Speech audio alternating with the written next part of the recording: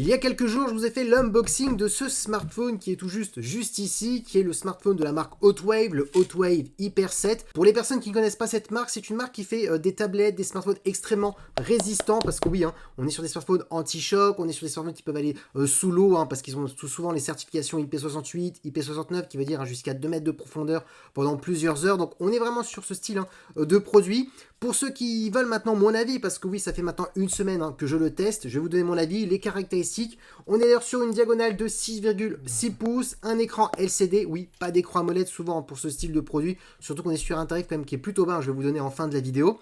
On est bien entendu par contre sur un écran quand même de 100 Hz, donc ça c'est le côté positif, donc pour ceux qui veulent pourquoi pas faire du gaming sur ce style de produit, si vous partez en randonnée et que vous voulez quand même continuer à rester un petit peu connecté, et notamment aussi pour les jeux vidéo, ça peut être un bon point, parce que oui, en termes de performance, pour son tarif que je vous donnerai en fin de vidéo, c'est quand même plutôt un bon point. On est sur un processeur de Mediatek, c'est le Dimensity 7050, qui est un très bon processeur milieu de gamme. Attention, ce n'est pas le meilleur processeur, mais ça reste quand même extrêmement performant, et bien entendu l'argument que la marque donne, c'est au niveau de la batterie, parce qu'on est sur une batterie de 10 800 mAh avec de la recharge rapide de 33 watts. La marque annonce qu'on peut tenir 2 à 3 jours en termes d'autonomie. Et bien c'est strictement vrai, parce que oui, c'est ce que j'ai tenu. Ça m'a fait d'ailleurs bizarre de ne pas recharger le smartphone tous les jours. Donc on tient vraiment 2 jours et demi, presque 3 jours. Après, tout dépend de l'utilisation.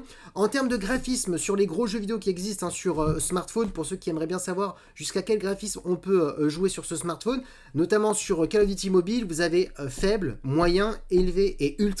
J'ai réussi à monter jusqu'à élevé pour le taux de rafraîchissement et jusqu'à élevé pour bien entendu les graphismes. Donc ce qui est vraiment top, souvent pour jouer de cette manière-là, on est sur des smartphones entre 500 et 600 euros. Et là, il coûte 2 fois moins ce tarif, parce que oui, on est au tarif de 300 euros pour ce smartphone. Donc un tarif qui est quand même plutôt intéressant. Alors oui, certains vont me dire, pour 300 euros, on n'a pas d'écran AMOLED, peut-être on peut avoir des processeurs un peu plus performants, certes, mais là c'est pas le but. Là le but c'est vraiment d'être sur un smartphone résistant à l'eau, notamment pour des personnes qui ont des métiers à risque, pour des personnes qui veulent peut-être donner ce smartphone à un adolescent qui souvent casse ses smartphones, et là au moins avec ça on est sûr qu'il n'y aura pas de soucis.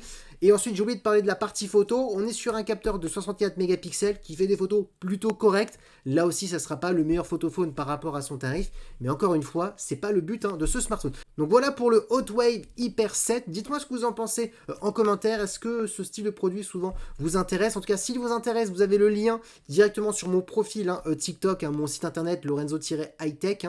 Vous l'aurez le lien tout en bas de mon site internet dans les bons plans.